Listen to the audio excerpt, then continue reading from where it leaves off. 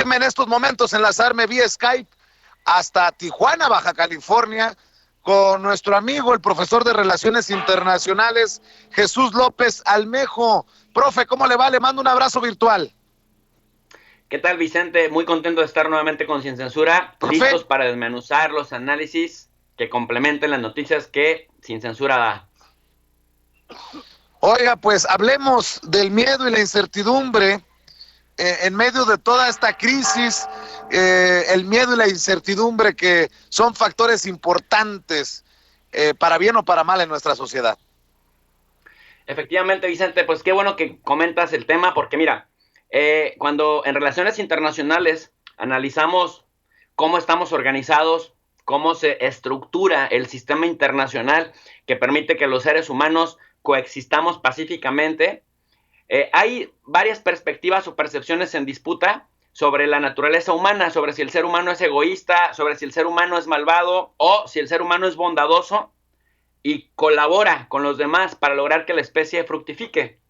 Y en este contexto nos hemos encontrado que hay corrientes de pensamiento, que por ejemplo la realista en las relaciones internacionales, que dice que el ser humano es malo por naturaleza, que es egoísta, que siempre compite y que siempre está en una lucha por el poder constante. Es decir, que todo su interés se define en términos de poder y que en el contexto de un sistema internacional anárquico que carece de un gobierno mundial,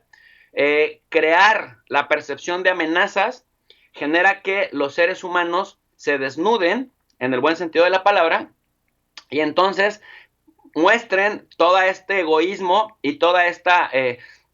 reacción virulenta para, por un lado, unos defenderse de las amenazas autopercibidas o reales y otros intentando amasar más poder para tener mejores herramientas de control sobre los demás.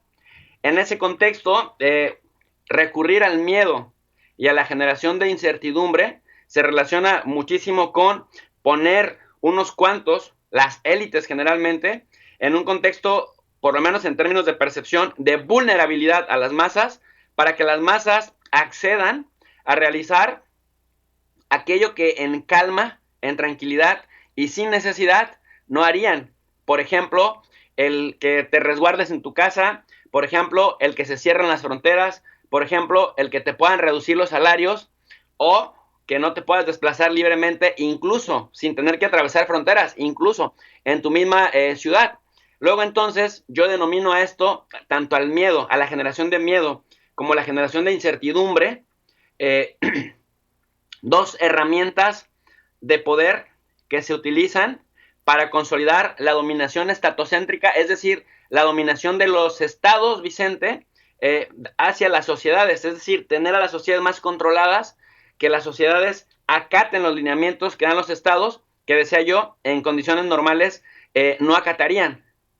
Por otro lado, están las corrientes más libertarias, el liberalismo político que dice que los seres humanos pues sí somos buenos, bondadosos, que no necesariamente estamos compitiendo siempre, sino que colaboramos y que gracias a esa colaboración es posible crear instituciones que garanticen la paz y que si garantizan la paz, también garantizan la cooperación para el desarrollo y para una coexistencia que beneficia a diferentes sectores de la sociedad. Sin embargo, estos también hablan de que son las instituciones, la creación de instituciones, lo que garantiza que esa coexistencia pacífica sea larga. Son los que hablan de crear protocolos de contingencia para que de manera colectiva los seres humanos al acatarla generen condiciones de bienestar que se derramen pues para prácticamente todos. Entonces tenemos estas visiones en disputa entre los que creen que, por ejemplo, el coronavirus como otros, son pandemias que ciertos grupos de poder en competencia están utilizando para acumular en esta competencia por el poder, Vicente, para acumular más poder y que entonces hacer que los demás actores se alineen en este caso, a las necesidades que tienen los estados. Pero también están los otros que dicen que son en realidad, por ejemplo, una visión marxista, una lectura marxista de lo que está pasando sería los grandes corporativos, las grandes farmacéuticas, las grandes industrias que se dedican a vender pues medicamentos y todo lo relacionado a la industria farmacéutica para a través de los estados legitimar su poder en el contexto de las pandemias. Así es, don Jesús López Almejo, y en este sentido te pregunto, porque hay tantas decisiones que se están tomando y son drásticas,